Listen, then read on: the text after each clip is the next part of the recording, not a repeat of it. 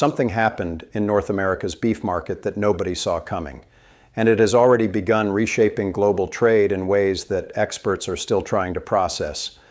It started quietly, just a simple announcement from Ontario officials.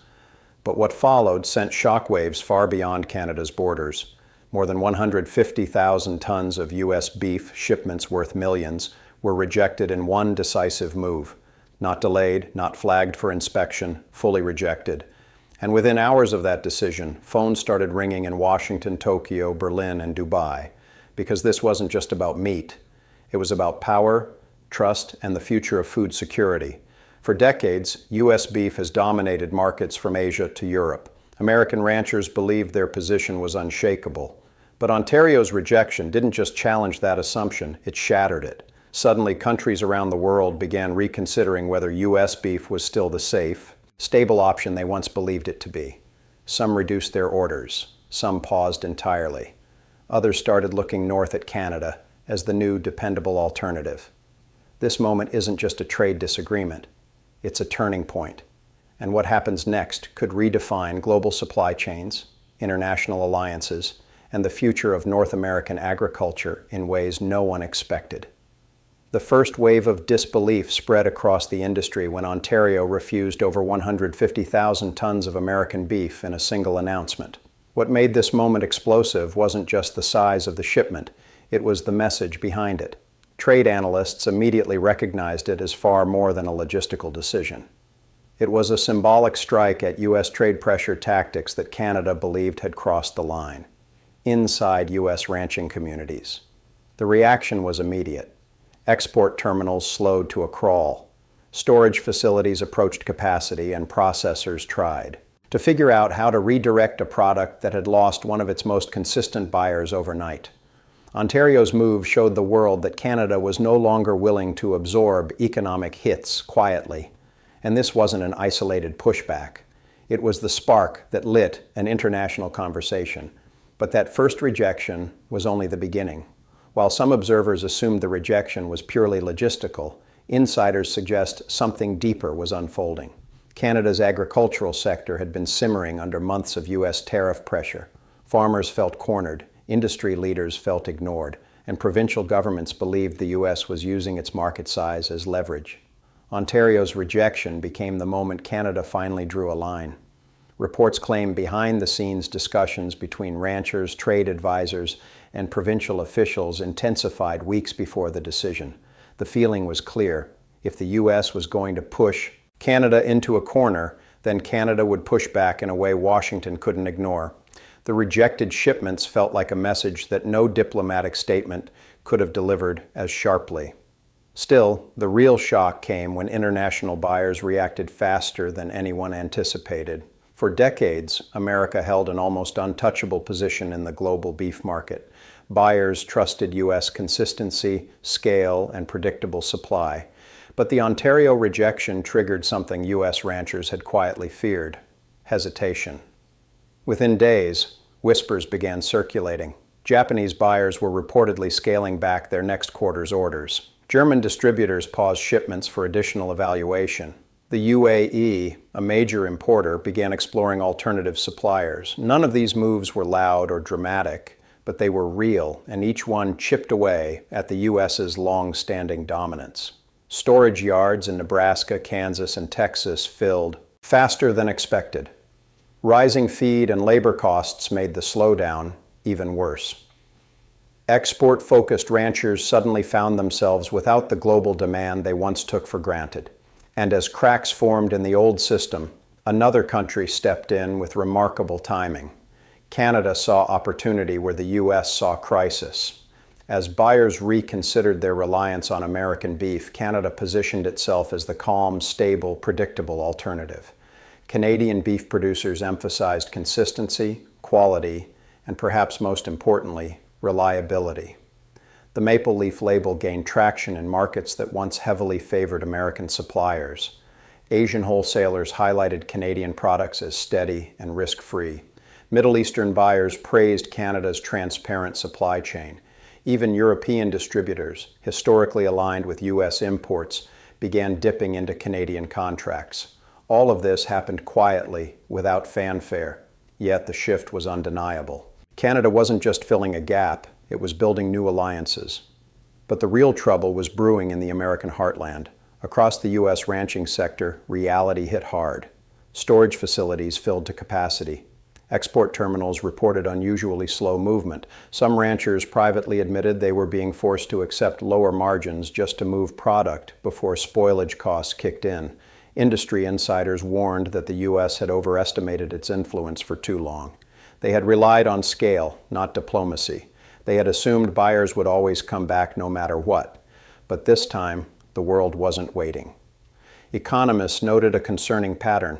Once buyers diversify their suppliers due to uncertainty, they rarely return to single-source dependence. The fear wasn't just temporary losses, it was permanent market erosion. And while America scrambled, Canada made its boldest moves yet.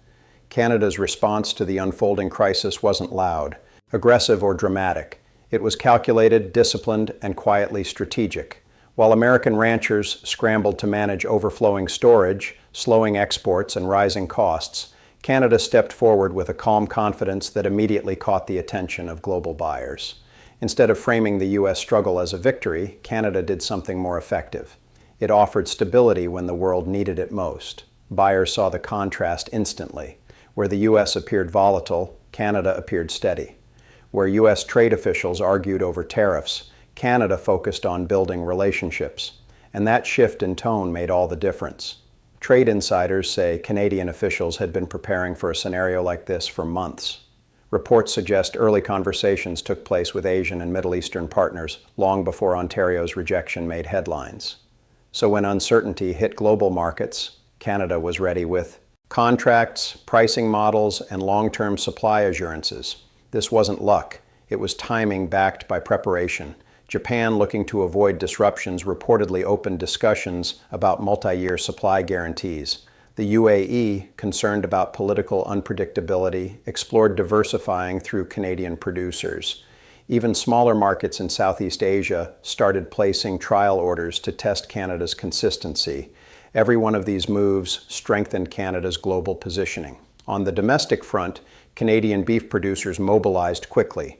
Ranchers increased output where possible, processors adjusted schedules, and exporters coordinated shipping to meet rising demand. The maple leaf label gained quiet momentum in regions that once relied almost entirely on American products. But perhaps the biggest shift was diplomatic. Canada didn't challenge the U.S. openly. It simply outperformed them. No threats, no retaliation, just dependable supply and professional negotiations. And that approach created an outcome few expected. Canada became the trusted voice in a moment of global uncertainty. What happened after Ontario rejected more than 150,000 tons of U.S. beef didn't stay within North American borders. It echoed across the global food economy. Importers in Europe, Asia, and the Middle East began reassessing their long-term strategies almost immediately, not because of panic, but because of uncertainty. Markets thrive on predictability, and this event introduced the one thing international buyers fear most: doubt. Once that doubt entered the conversation, every country dependent on U.S. beef started exploring backup plans, alternatives, and new suppliers in case the situation worsened. In Asia, distributors quietly shifted a portion of their purchases to Canada, Australia, and even South American producers. Middle Eastern food security planners began evaluating new contract structures, emphasizing reliability over quantity. Even major European retailers, known for sticking with longtime suppliers, initiated review processes to ensure they weren't exposed to sudden trade disruptions.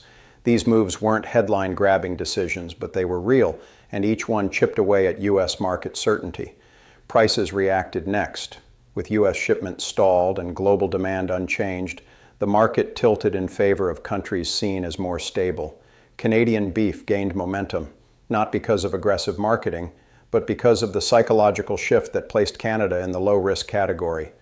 Economists say trust is now Canada's biggest export advantage, something the U.S. once dominated but is slowly losing. What makes this moment even more consequential is how it shaped global policy discussions. nations began rethinking whether relying heavily on a single supplier, especially one facing political and trade volatility, was wise in the long run. As one analyst put it, the rejection didn't break the market, but it broke the illusion of guaranteed supply. And once that illusion is gone, the entire global system starts to realign. What began as a provincial decision in Ontario has now evolved into a global turning point, one that no analyst, rancher, or policymaker can afford to ignore. The rejection of U.S. beef didn't just disrupt shipments, it exposed a fragile truth that many had quietly suspected. Dominance is never permanent, and trust can shift overnight.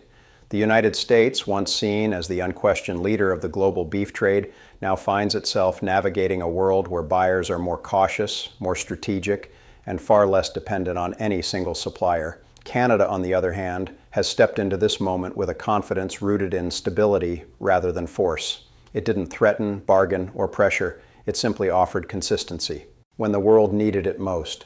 And that quiet reliability has begun reshaping market preferences, redirecting long-term contracts, and influencing how entire regions think about food security.